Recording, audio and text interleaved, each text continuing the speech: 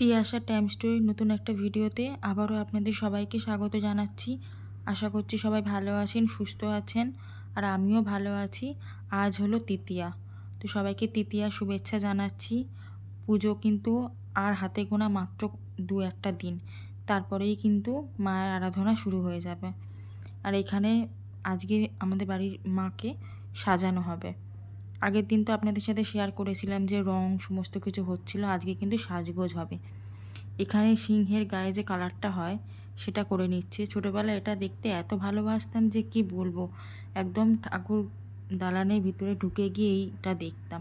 এটা একটা অদ্ভুতভাবে করে, জানেন তো, একরকম স্প্রে দিয়ে দূর থেকে স্প্রেটা করে তারপরে সিংহের গায়ে এরকম একটা কালার নিয়ে আসে।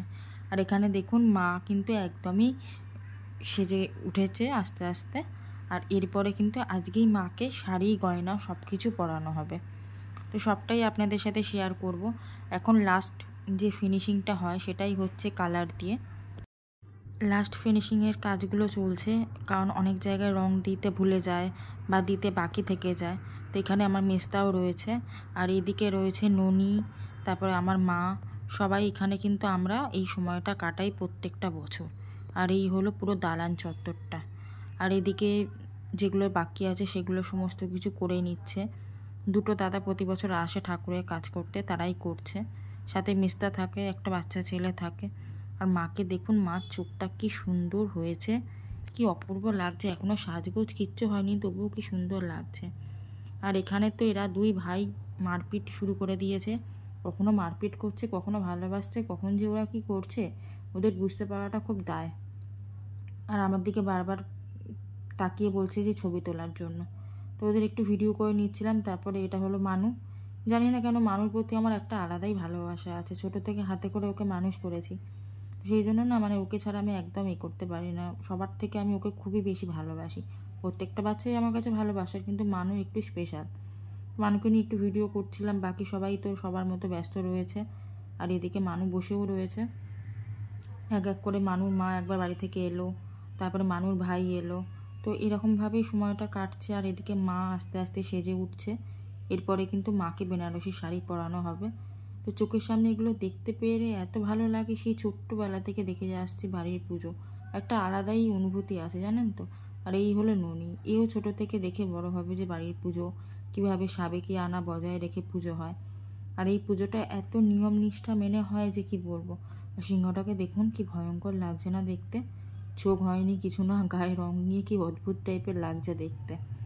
তো এখানে যে ওই লাস্ট ফিনিশিংয়ের যে কাজগুলো থাকে সেগুলোই করে নিচ্ছে আর কি। আর এরপর কিন্তু শুরু হবে মাকে সাজানো। তো মায়ের যে বেনারসিটা এবারে যারা দিয়েছে, খুব সুন্দর একটা বেনারসি দিয়েছে। আর এখানে মনে হয় কাজ মোটামুটি কমপ্লিট হয়েই এসছে, তো এবার কাপড় বাছার কাজ চলছে। আর এইটা হলো আমার বড় ভাইপো, এটা হলো বড়দার ছেলে, পাশে দাঁড়িয়ে আছে কাকু। এটা হলো মেজদার ছোট ছেলে, যমজ দুই ভাইয়ের মধ্যে ওর ছোটোটা। এই বড় যে ভাইপোটা এই সব থেকে শান্ত, এটা হলো মানু। ও যখন ছোট ছিল তখন বোঝাই যেত না বাড়িতে কেউ বাচ্চা আছে, আর এখন এদের তিনজনের জ্বালায় বোঝা যায় যে বাচ্চা আছে বাড়িতে। আর এখানে তো ঠাকুরের কাপড় কাটা চলছে, এগুলো দিয়েই মাকে সাজানো হবে। এগুলো সমস্ত ব্লাউজের কাপড়। আর এখানে দেখুন সরস্বতী ঠাকুরকে সাজিয়ে নিচ্ছে। এরপর আস্তে আস্তে লক্ষ্মী ঠাকুর সবাইকে সাজিয়ে নেবে। আগে ব্লাউজগুলো পরিয়ে দিচ্ছে, তারপরে কাপড়টা পরাবে। আর এখানে তো মানু বসেই রয়েছে একসাথে। আর এখানে এখন লক্ষ্মী ঠাকুরকে কাপড়টা পরিয়ে নিচ্ছে। আমি ভাবি শুধু যে কিরম কাপড় দিয়ে ছোটো ছোটো টুকরো দিয়ে কীরকমভাবে একটা শাড়ি পরিয়ে দেওয়া যায়, একটা ভগবানকে আর কি। তো এদের কাছে কোনো ব্যাপারই না, কয়েক সেকেন্ডের মধ্যে শাড়ি পরিয়ে দিচ্ছে। প্রত্যেক বছর এগুলো করে করে যারা মাটির মূর্তি তৈরি করে তাদের একটা অভ্যাস হয়ে গেছে। আমরা তো কোনো দিনই পারবো না এরকমভাবে ঠাকুরকে শাড়ি পরাতে। তো মা লক্ষ্মীর সাজ মোটামুটি কমপ্লিট হয়ে এসছে, শাড়ি পরানোটা। আস্তে আস্তে এরপরে সবাইকে সাজগোজ করিয়ে তারপরে কিন্তু গয়না পরাবে। আর এবারে তো আপনাদেরকে বলেইছিলাম যে বিশেষ আকর্ষণ হলো আমার মেজদার নিজের হাতে গয়না তৈরি করেছে, কোনো রকম কিনে আনা বা কিচ্ছু না, সমস্তটা নিজের হাতে তৈরি।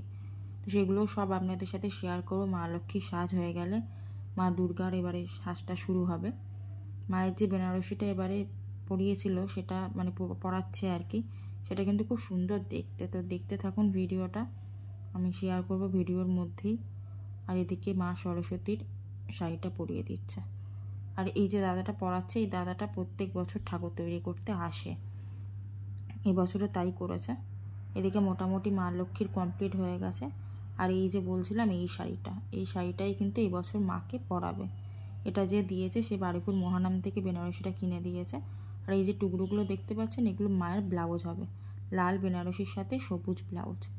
তো কেমন লাগবে আপনাদের সাথে শেয়ার করব। সবে মাকে ব্লাউজগুলো পরানো হচ্ছে। মায়ের 10-10টা হাত, 10-10টা ব্লাউজ কেটে পরাচ্ছে। তো ব্লাউজটা পরানো হয়ে গেলে তারপরে কিন্তু শাড়িটা পরাবে।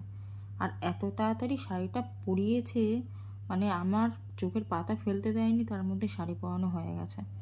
মানে এনাদের ঠাকুর তৈরি করে করে সারা বছর তো এটাই পেশা, করে করে এমন অভ্যাস হয়ে গেছে যে কত সহজেই একটা ঠাকুরকে শাড়ি পরিয়ে দিতে পারে।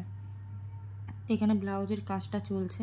আর এরপরে শাড়ির ব্লাউজটা কেটে নিচ্ছে, যেহেতু ব্লাউজ পিস থাকে বেনারসিতে, তো সেই বেনারসি ব্লাউজ পিসটা কেটে নিচ্ছে মেস্তা আর ওই দাঁতা ধরে। এরপরে মাকে শাড়ি পরাবে। সত্যি কথা বলতে চোখের সামনে দেখার এরকম ভাগ্য অনেকেরই হয় না। আমি ছোট্টবেলা থেকে একদম কিন্তু এগুলো দেখেই বড় হয়েছি। পুজো কিভাবে হয় না হয়, এটা তো কোনো ক্লাবের পুজো না, পুরোটাই সাবেকি আনার মধ্যে হয়। তো আপনাদের সাথে সবটা এবছর আমি শেয়ার করব। এখানে দেখুন মাকে শাড়ি পরিয়ে দিচ্ছে, মা আস্তে আস্তে বসন পরে নিচ্ছে। কত তাড়াতাড়ি মাকে শাড়িটা পরিয়ে দেবে শুধু দেখুন। এখানে আটা গুলে নিয়েছে, এই আটা দিয়েই শাড়ি বলুন, গয়নাগাটি বলুন, সবটা করবে। আর মায়ের হাতে মাটির শাঁখার পলাটা কি সুন্দর লাগছে দেখুন, দেখতে অপূর্ব লাগছে দেখতে মাকে। বেনারসিটা পরার পরে তো পুরো একটা মেয়ের মতন লাগছে দেখতে। চোখ মুখগুলো এত সুন্দর হয় প্রতিবারে। এই আধুনিকতার যুগে এরকম সাবেকিয়ানা মূর্তি খুব কম জায়গাতেই দেখা যায়। আপনারা দেখতে থাকুন মায়ের শাড়ি পরানোটা কীরকম এখান থেকে ওখান থেকে দিয়ে কি সুন্দর করে পরাচ্ছে। আমি তো মানে বুঝতেই পারছিলাম না যে কিভাবে এত বড় শাড়িটা কোথা থেকে কিভাবে পরিয়ে দিল। তো এনাদের মানে অভ্যাস হয়ে গেছে আর কি, আর জানো এত বছর ধরে করছে। মায়ের আঁচলটা দিয়ে দিচ্ছে গায়ে, দেখুন যেভাবে আমরা ঠিক গায়ে আঁচল দিই ঠিক সেইভাবে। কি অপূর্ব লাগছে দেখতে মাকে। আর যে শাড়িটা পছন্দ করেছে, এত সুন্দর পছন্দ করেছে, ভীষণ সুন্দর লাগছে দেখতে। সেও নিশ্চয়ই দেখে খুব খুশি হবে যে মা তার দেওয়া শাড়িটা পরেছে। তো ওই দিক থেকে পিছন দিক থেকে সামনে আঁচল দিয়ে দেবে, তারপরে শাড়িটা মোটামুটি পরানো হবে। তারপরে তো সাজানোর সময় তো সব কিছু ঠিকঠাক করে করবে আর কি। এখনও অনেক কিছু বাকি রয়েছে, এর মাঝখানে তো বারবার এদিক ওদিক করতে হচ্ছে। ভাইপোগুলো বদমাইশি করছে, কে খাচ্ছে, কে স্নান করছে, সবটা দেখা। তো তারপরের মধ্যে আবার ননিকে বাড়িতে দিয়ে এলাম, যেহেতু ও খাবে। হনুমানও এখনও বসে আছে, তারপরে ওর মা ভাত নিয়ে এলে ওরাও খেতে চলে যাবে। তারপরে কিছুক্ষণের জন্য আমিও বাড়িতে এসেছিলাম, বাড়িতে এসে আবারও মার কাছে গেছি, কারণ এই সব দিনগুলো না আমি একদম মিস করতে চাই না একটা মুহূর্ত। সেই জন্য বারবার ওখানে গিয়ে বসছিলাম, দেখছিলাম।